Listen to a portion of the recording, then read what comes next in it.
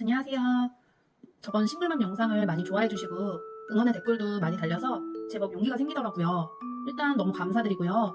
그래서 제가 이번엔 비록 싱글맘이지만 내 집 마련할 수 있었던 방법들을 이야기해볼까 해요. 제가 처음 아이와 둘이 살았던 곳은 거의 거실이란 개념도 없고 정말 작은 간이주방 1개 그리고 방 2개였던 빌라였었어요. 굉장히 작은 공간이었지만 저희도 서서히 적응이 되었는지 아이와 둘이 살기에는 또 딱히 불편함은 없었어요. 근데 제가 빌라 살면서 2가지 사건이 있었는데요. 이 사건이 저한테는 좀 더 빠르게 내 집 마련을 할 수 있었던 계기가 되었던 것 같아요. 이제 하루는 아이 친구가 우연히 놀러 오게 되었어요. 그때가 4살이었나? 5살 때였는데 아이 친구가 이제 저희 집 화장실을 보더니 저희 아이한테 야 너는 여기서 어떻게 씻어? 너네 화장실 엄청 조그만데 씻을 수 있어? 이렇게 말하는 거예요. 또 저희 아이는 해맑게 나 여기서 목욕도 하고 씻고 다 해. 아무렇지 않게 이야기하더라고요. 그리고 나서 이제 아이 친구가 너네 집은 왜 베란다가 없어? 이렇게 물어보더라고요. 사실 아이가 어리다 보니 아기가 없다는 것도 알고 정말 보이는 그대로 사실을 이야기한 것 뿐이었지만 순간 저도 너무 당황했었어요. 아이들 눈에도 우리 집 화장실은 작아 보이는구나. 이제 그리고 나서 저녁에 자려고 누워있는데 그 말들이 계속 머릿속에 맴돌더라고요. 정말 나도 빨리 돈 벌어서 아이랑 아파트에 살고 싶다. 우리 아이한테 너무 미안하다. 이 생각밖에는 안 들더라고요. 그러다 이제 2번째 정말 확고하게 나 최대한 빨리 돈 모아서 이사 가야겠다 생각이 들었던 게 이제 퇴근하고 저희 집 우편함을 보는데 어떤 우편물이 하나 와 있었어요. 이게 우편물을 보니까 여성복지부라고 써있더라고요. 이제 성범죄자가 저희 집 근방 몇 미터 내에 살면 그 성범죄자 얼굴이 찍힌 안내문 같은 걸 보내주더라고요. 어디에 살고 어떠한 이유로 성범죄자가 되었고 이제 이런 내용들이었어요. 진짜 별 생각 없이 그 범죄자 사진을 보는데 너무 낯이 익는 거예요. 그래서 왜 이렇게 낯이 익지? 그러면서 이제 주소를 보니까 저희 아랫집 살던 아저씨였었어요. 왜냐하면 이상하게 그 아랫집 아저씨가 절 보면 그렇게 열심히 인사를 하셔서 저도 얼굴을 기억을 하고 있었거든요. 그냥 그럴 때마다 친절한 사람인가 보다 이렇게만 생각을 했었는데 그 여성복지부 안내장을 보는 순간 온몸에 소름이 돋는 거예요. 한번 생각해보세요. 내 아랫집에 성범죄자가 산다? 어떠실 것 같으세요? 그래서 집주인이 이제 빌라 한 동을 다 가지고 계셨던 분이셔서 바로 이제 집주인한테 전화를 했어요. 저 여성복지부에서 안내문을 받았는데 아랫집 남자가 성범죄자라고 한다. 좀 무서워서 이제 어떻게 사냐? 혹시 알고 계셨냐? 이렇게 말씀을 드리니 본인도 모르셨다고. 그리고 이제 그분도 꼬박꼬박 월세를 내고 계셔서 자기가 쫓아낼 의무가 없다고 그러니까 굉장히 난감해 하시더라고요. 그래서 이날 저녁에 이제 잠도 안 오고 아니 정말 나한테 왜 자꾸 이런 일만 생기는 건지 너무 속상한 거예요. 그리고 이제 그 아저씨가 트럭에서 순대 파시는 일을 하셨는데 제가 정말 이러면 안 되는데 이제 이때부터 트럭에서 순대 파는 아저씨들을 보면 혹시 저분도? 이런 생각이 계속 드는 거예요. 그래서 정말 이 사건들을 이제 계기로 무조건 아이 초등학교 가기 전까지 아파트로 이사 가야겠다. 나는 꼭 갈 거다. 오로지 이 목표 하나만 가지고 하루하루 살았던 것 같아요. 그러면서 이제 맨날 어떻게 해야 돈을 더 모으지? 내가 어떻게 해야 돈을 더 벌 수 있을까? 어떻게 하면 아파트로 이사 갈 수 있을까? 이 질문을 정말 저한테 끊임없이 물어봤던 것 같아요. 물론 지금도 이제 끊임없이 고민은 하고 있고요. 이렇게 이제 매일같이 생각을 하다가 우선 집에 나가던 월세 비중이 너무 커서 월세를 이제 전세로 돌려야겠다고 생각을 했어요. 하지만 저한테 은행이란 곳은 적금 가입 정도 하러 가는 곳이었고 제가 그때는 대출이니 이런 거에 대해서 아예 너무 모르던 시절이었기 때문에 어떻게 해야 되는지를 몰랐었어요. 그래서 이제 우선 전세자금 대출이 얼마까지 나오고 어떻게 해야 받는 건지도 많이 알아보고 또 은행 가서 상담도 받아보고 했지만 전세로 돌리자니 아무리 대출을 받아도 돈이 좀 부족했었어요. 그때 당시 제가 가지고 있던 전 재산이 딱 500 정도밖에 없었거든요. 그래도 운이 좋게 이제 회사에서 제 사정을 조금 아시고 부족한 금액을 도와주셔서 이제 월세에서 전세로 전환할 수 있었고 그렇게 월세 나갈 돈은 이제 무조건 다 저축을 했어요. 그리고 이제 그때 신의 한 수였던 게 같이 회사에서 일했던 분의 이제 남편분이 크게 서울에서 과일 가게를 하고 계셨어요. 그래서 이제 그때 그분이 이제 저한테 누구누구야 금요일마다 이제 회사 일 끝나고 와서 과일 가게 마감할 때까지 알바할 생각 없냐고 대신에 일당은 두둑히 쳐줄게 이러시는 거예요. 그래서 정말 다행히도 이제 그때는 저희 아이가 매주 금요일마다 시부모님 댁에 가서 하룻밤 자고 토요일날 오고 했었거든요. 아무래도 저는 이혼하기 전에 이제 시댁에 살았기 때문에 시댁 어른들도 손주와 같이 이제 살다 떨어지다 보니까 많이 그리워하셨어요. 그래서 이제 다행히 그날은 아이 픽업도 안 가도 되니 고민이고 뭐고 할 것 없이 바로 알겠다고 했어요. 그래서 진짜 이때는 평일 내내 회사 일하고 금요일은 또 일 끝나고 과일 가게 가서 이제 미친듯이 4-5시간씩 알바를 하고 그러다 주말은 아이랑 놀아주고 또 집안일 하고 한 3년간은 저를 돌아볼 틈도 없이 그냥 일, 육아, 살림 이것만 반복하며 살았었어요. 너무 바쁘다 보니까 우울증, 무기력 이런 거 올 틈도 없이 지나갔던 것 같아요. 그래도 이제 이때 몸은 정말 힘들었지만 이제 그 직원분께서 이제 정말 일당도 많이 챙겨주시고 이제 매번 마감 끝나고 집에 갈 때마다 너 돈 주고 과일이나 야채 사 먹지 말고 일주일치 먹을 필요한 야채나 과일 같은 거 다 봉투에 담아가. 뭐 이러시면서 정말 비싼 과일, 야채들 너무 많이 챙겨주셨어요. 그래서 진짜 제가 그때 과일 가게에서 이제 저희 집까지 제가 차가 없어서 뭐 전철 타고 버스로 갈아타고 1시간 좋게 걸렸는데도 양손이 무거워도 너무 행복하게 들고 왔었어요. 이제 그렇게 3년 정도 이제 월급 받으면 공과금 정도만 빼놓고 다 적금 넣고 이제 일당 받는 걸로 아이 간식이나 생활비로 쓰고 그렇게 한 3년간 악착같이 모으다 보니까 돈이 제법 뭉칫돈이 되어 있더라고요. 그때도 이제 주변 사람들은 종종 아니 뭐 그렇게까지 힘들게 살아야 해? 라고 말하던 사람들도 사실 많았지만 그냥 그럴 때마다 혼자 조용히 다짐했던 것 같아요.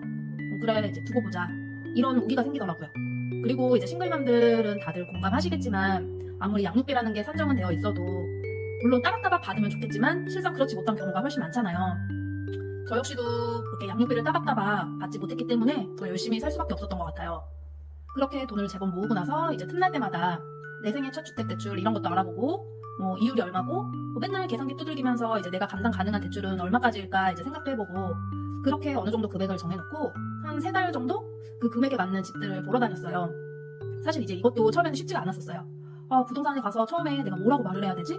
혹시 나를 호구로 생각해서 사기치면 어떡하지? 아니면 내가 이렇게 집을 샀는데 실업자가 되면 어떡하지? 이게 저도 모든 게 처음이다 보니까 별의별 생각이 끊임없이 들더라고요. 그리고 부동산에 가면은 왜 그렇게 이제 부동산 사장님들이 남편은 왜 같이 안 왔어요? 남편은요? 진짜 이렇게 물어보시는 부동산 사장님들이 되게 많았었어요. 그래서 어느 날은 이제 저도 모르게 너무 짜증이 나서 이혼했어요. 아이랑 둘이 살아요. 뭐 이러니까 진짜 갑자기 갑분싸 되는 날도 있었고 또 지금도 기억나는 한 여자 부동산 사장님은 어머머 왜 이혼했냐면서 나는 뭐 사모님 나이 때 사별했잖아 하시면서 막 본인 이야기를 엄청 하시는 거예요. 진짜 쉬운 게 하나도 없었던 것 같아요. 막 그렇게 이제 우여곡절 끝에 마음에 드는 집을 하나 받고 아이도 너무 마음에 든다고 하더라고요. 이제 그렇게 처음으로 계약서를 작성하는데 정말 손이 너무 떨리는 거예요. 일부러 표정은 막 아무렇지 않은 척 하려고 노력은 하는데 제 손이 정말 제 마음을 표현하는 것 같았어요. 그리고 이제 집으로 돌아와서 자려고 누웠는데 심장이 미친듯이 요동치는 거예요. 이게 정말 너무 행복해서 잠이 안 오는 거예요. 사실 남들이 볼 때는 정말 오래된 구축에 불과했지만 저한테는 이 집이 의미하는 바가 너무 컸거든요. 그동안 고생했던 저에게 주는 엄청난 선물 같기도 했지만 또 한편으로는 야 나도 할 수 있구나, 나도 해낼 수 있는 사람이었구나 이렇게 제 자신을 한 번 더 믿을 수 있었던 계기였었어요. 하지만 주변에서는 아직 전세 계약이 남아있는데 뭐하러 집을 샀냐, 좀 더 나중에 집을 사지 그러냐, 아니면 집값 좀 떨어지면 사라 이런 말들을 정말 많이 들었었어요. 그러니 여러분 제가 이때 거의 인생 통틀어서 깨달았던 거 하나는 그냥 정말 중요한 결정은 그냥 혼자 하세요. 고민 상담 이런 거 하지도 마시고 어차피 내 인생이고 무슨 일이 일어나도 내가 다 책임져야 하고 나 홀로 이겨내야 하는 것이니까 그냥 중요한 결정을 해야 할 때는 스스로 많이 고민하시고 혼자 결정을 하세요. 이제 그렇게 집을 계약을 하고 나서부터가 정말 바빴어요. 우선 집주인과 잘 이야기를 해서 이제 제가 복비 내고 임차인을 구하는 조건으로 이사갈 날짜에 보증금은 잘 돌려주신다 하셨고 이제 이삿짐 센터도 알아보고 인테리어 업체, 법무사 이렇게 짜잘짜잘하게 알아봐야 할 것들이 계속 생기더라고요. 이제 모든 것이 다 저도 처음 겪어보는 일이었고 안 해봤던 것들을 하려니까 어렵고 서툴고 실수도 많이 했지만 이제 무사히 잔금도 잘 치르고 이사를 하고 이제 그렇게 그날 저녁에 아이랑 같이 치킨을 먹는데 아이가 계속 이거 우리 집 맞냐면서 여기 살던 사람들이 다시 이 집으로 오면 어떡해 엄마? 이렇게 이야기를 하는데 너무 행복한 거예요. 하루 종일 잔금도 치르고 이사하고 몸은 정말 힘들었지만 그런데도 잠이 안 올 정도로 너무 행복했었어요. 이거 나도 내 집 맞나? 나 정말 내 집이 생긴 거 맞나? 이 3년간 너무 고생했던 나날들을 다 보상받는 기분이었어요. 이게 정말 너무 행복하다 보니까 나중에는 내가 이렇게 행복해도 되나? 라는 불안감이 들 정도였었어요. 그동안 제가 너무 안 좋은 일도 많았고 겹치기도 했고 힘든 일도 너무 많았던 터라 갑자기 너무나 큰 행복이 살짝 겁이 나기도 했었어요. 이제 그래도 그렇게 내 집 마련하고 나서 좋은 날도 많았고 이제 마음적으로 많이 안정도 됐고 아이도 심적으로 굉장히 많이 편안해 보였었어요. 제가 이혼도 하고 혼자 아이도 키우면서 자존감도 많이 낮아졌던 날도 있고 또 어떤 날은 하루하루가 지옥 같은 날도 있었고 미래에 대한 희망 이런 건 아예 보이지도 않았던 적도 굉장히 많았어요. 그럼에도 불구하고 이제 저와 비슷한 상황인 분들께 당신도 충분히 할 수 있고 이제 좋은 날이 분명히 올 거라는 걸 조금이나마 용기 내서 이야기해드리고 싶었었어요. 제가 드리고 싶은 말은 딱 2가지인데요. 미루지 마세요.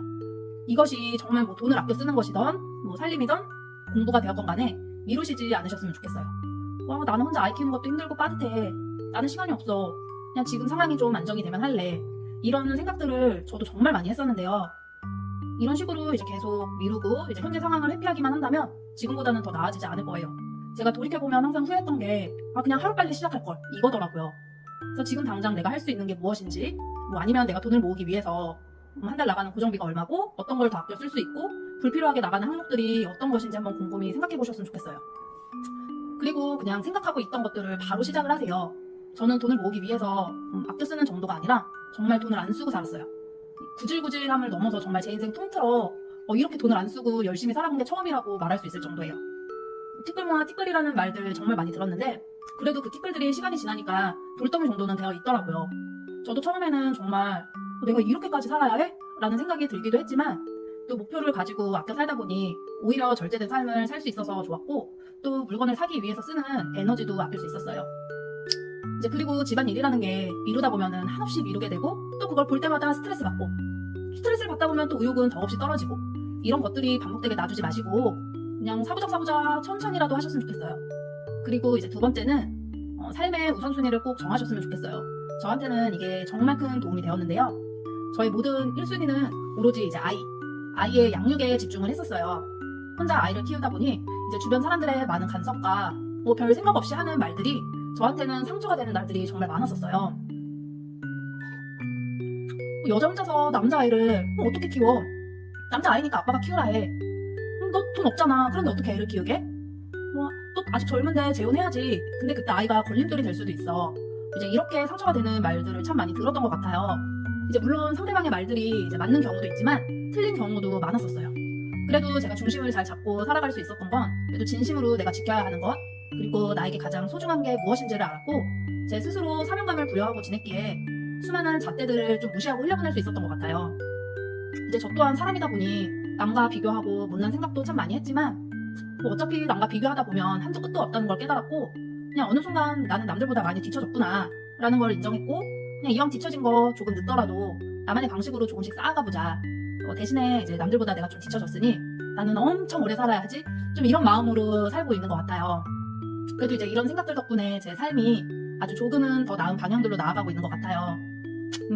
싱글맘으로 지내면서 이제 무수히 흔들리는 날들이 많기 때문에 정말 내 삶에 중요한 것이 어떤 것인지 내가 가장 소중히 여기는 것이 무엇인지 알고 있는 것과 모르는 것은 천지 차이라고 생각을 해요. 지금은 제가 이제 처음 구매했던 집은 이제 작년에 매도하고 좀 더 나은 곳으로 이사해서 살고 있고요. 이 과정도 이제 너무 힘들었지만 그래도 기회가 되면은 다음번에 또 한번 이야기해볼게요. 이제 지금까지 용기 내서 주저리 이야기해봤는데요. 그래도 이제 저의 이야기가 누군가에게 조금이나마 힘이 되셨으면 좋겠어요.